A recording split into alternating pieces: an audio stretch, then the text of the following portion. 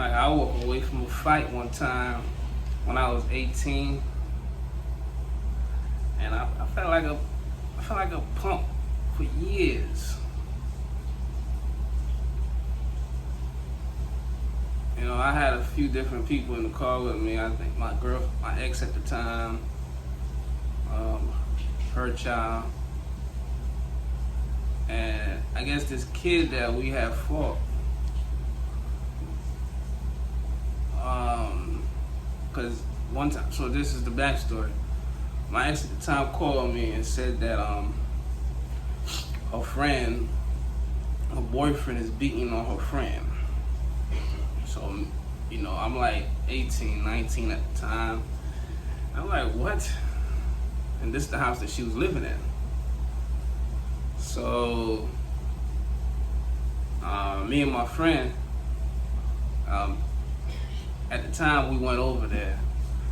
You know, I don't say no name. My good friend, we went over there, and pretty much just some dumb stuff. You know,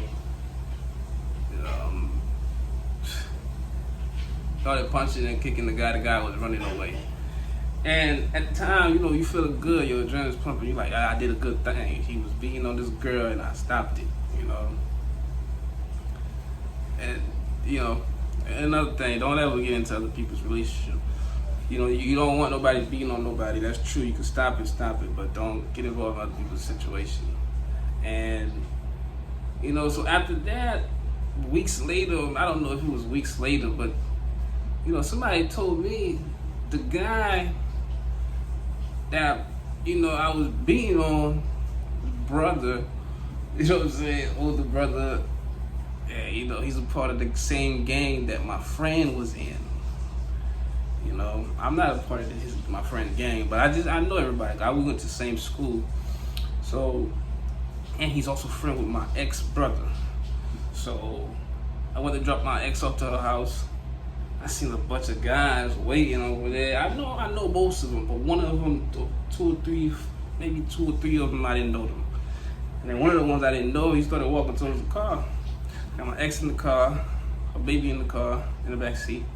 So I'm like, okay, you know, first of all, I know these guys, but I know how gang work. If this guy's fighting some of these followers who I'm not so, you know, these other guys who I'm not too close with, I just know them from seeing them, they might want to prove themselves.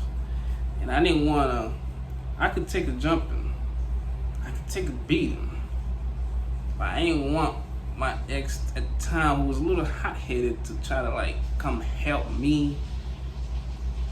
You know, this is going on my head when I'm stopping. I'm like, I didn't want her to come try to help me, her child.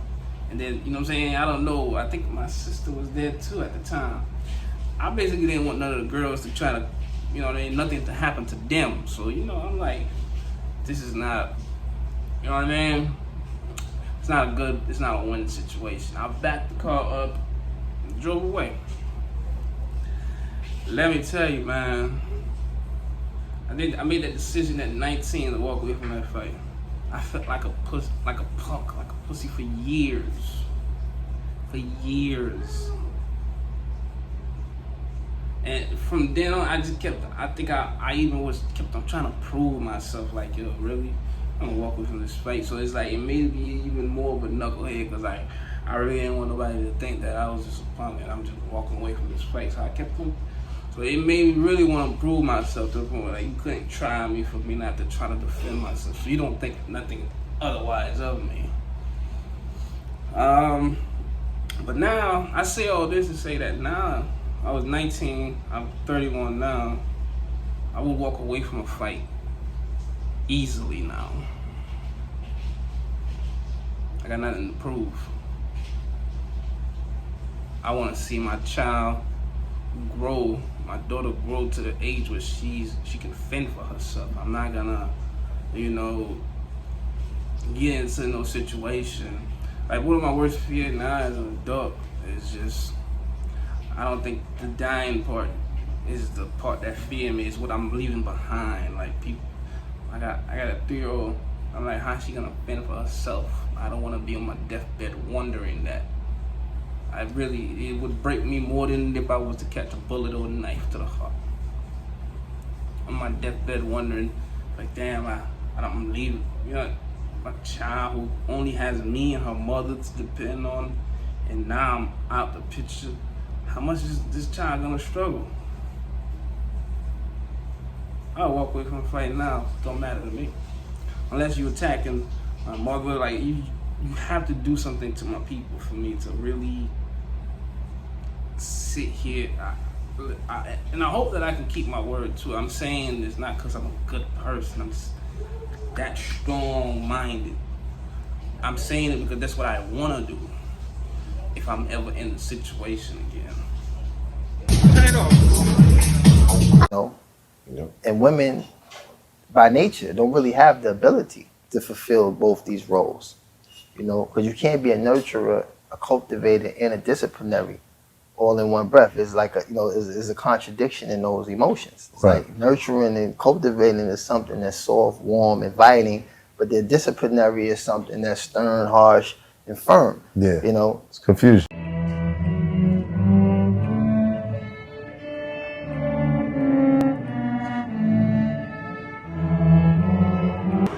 Hey, where you going?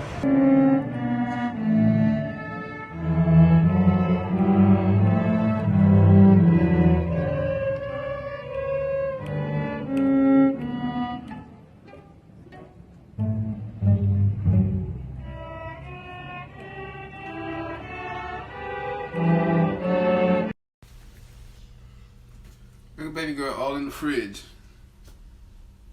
What you doing in there? Huh? Let me see that you playing with. What you playing with? Get out of here. Here, get your juice and get up out of here. Get up out the fridge, mama. Get up out the